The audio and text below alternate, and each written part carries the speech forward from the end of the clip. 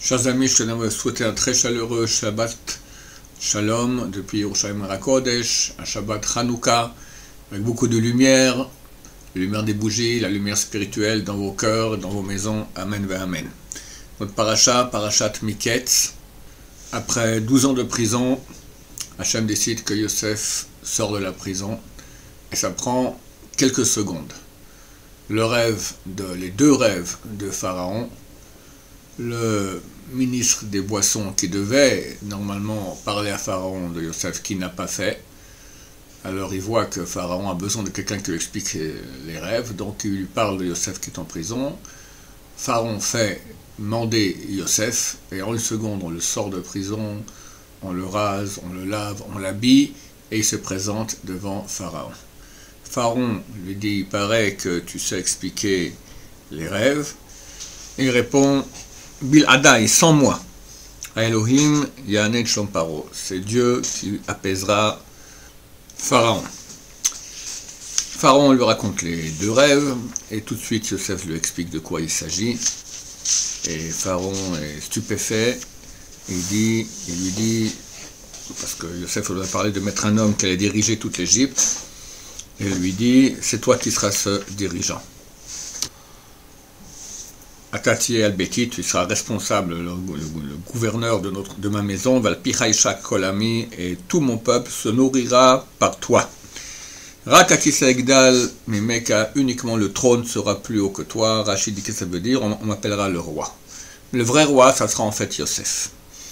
Et Yosef, il est extrêmement humble, il ne réagit pas. Pharaon est étonné, le type, il est en prison depuis 12 ans, on le sort. Il y a quoi? Il y a un quart d'heure, il est encore en prison.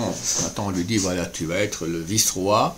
Et simplement, la seule différence entre toi et moi, c'est que toi, tu vas diriger. Moi, simplement, on m'appellera le roi. Il y a de quoi devenir fou, avoir à faire un sourire, quelque chose.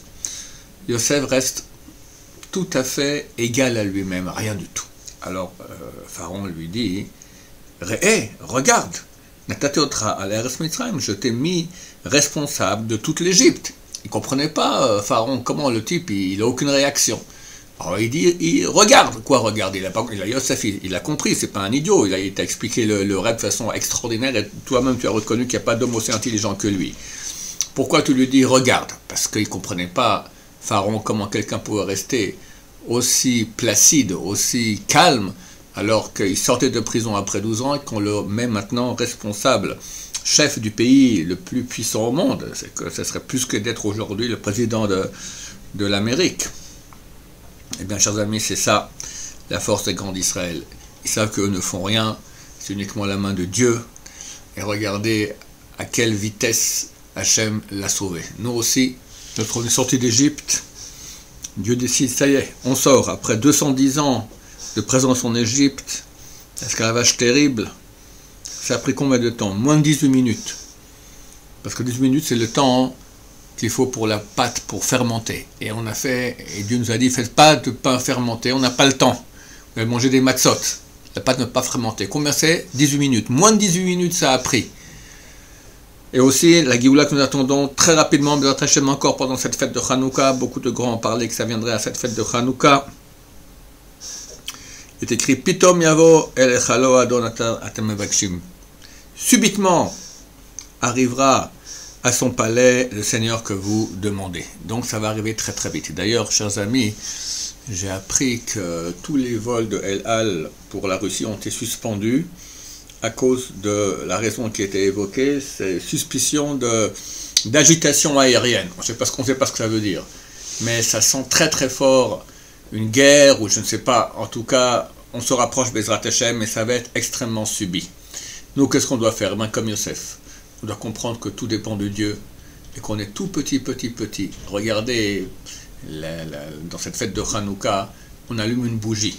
Cette bougie, elle exprime, en fait, l'éternité du peuple d'Israël, que bien que le peuple d'Israël, à cette époque, a commencé à être en exil, avec les Grecs, après les Romains, etc., et ceux qui nous mettent en situation d'exil, nos ennemis, ils sont grands comme toute la nuit. Eh ben non, mais une petite bougie de rien du tout, elle est minuscule. Mais Baruch Hashem, grâce à elle, on a réussi à survivre pendant 2000 ans, plus de 2000 ans, et tous nos ennemis, un après l'autre, ont disparu, et là bientôt ils vont tous disparaître. Regardez ce qui s'est passé dernièrement avec nos ennemis arabes. Le fer de lance du monde arabe, c'était la Syrie. Oups, en quelques secondes, mais c'est complètement, c'est miraculeux. En une journée, on peut dire. On s'attendait à ce que les rebelles attaquent Damas, et Bachar el-Assad, il capitule, il part et il s'enfuit. C'est des miracles extraordinaires. Alors on doit être très petit, on doit être très humble, avoir une foi en Dieu très grande. Surtout ne pas avoir peur, parce que ça risque, quand Mashiach va venir très bientôt, il y aura sûrement beaucoup de remue-ménage dans le monde. Et Hanouka a dit surtout ne pas avoir peur, avoir confiance en Hachem, comme Yosef, savoir que on est aimé par Hachem, que Hachem a décidé que maintenant il allait nous sauver, Bezrat Hachem, ça sera très rapide, très beau, très grand, Bezrat Hachem. Je vous souhaite à tous un Shabbat Shalom, un Hanouka Sameach, et Bezrat Hachem qu'on ait des très bonnes nouvelles encore durant cette fête de Hanouka. Amen, ve Amen.